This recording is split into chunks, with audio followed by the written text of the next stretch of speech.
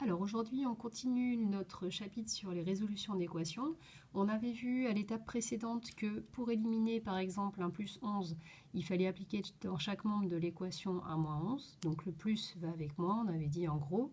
Et que pour éliminer par exemple un fois 5, on mettait un divisé par 5, le multiplié va avec le divisé.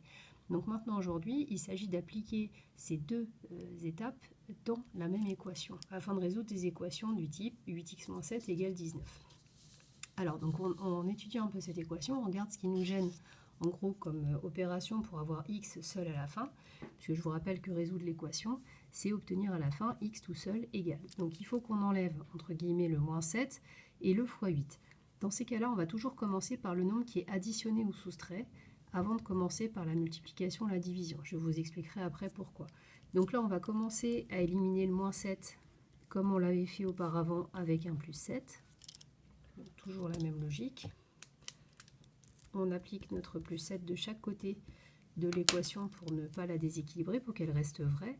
Donc ici, on fait les calculs. Moins 7 plus 7, ça fait 0. C'est pour ça qu'on l'a fait. On a 8x. Et de l'autre côté, 19 plus 7, ça nous fait 26.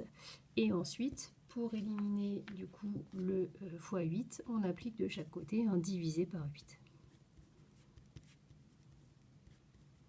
Donc 8 divisé par 8, ça nous donne 1.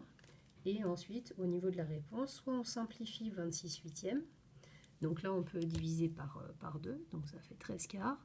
Donc on donne le résultat soit en écriture fractionnaire, soit en fraction simplifiée, soit sinon, on peut donner l'écriture décimale. Ça dépend si vous êtes en train de résoudre un problème ou de l'énoncé de l'exercice.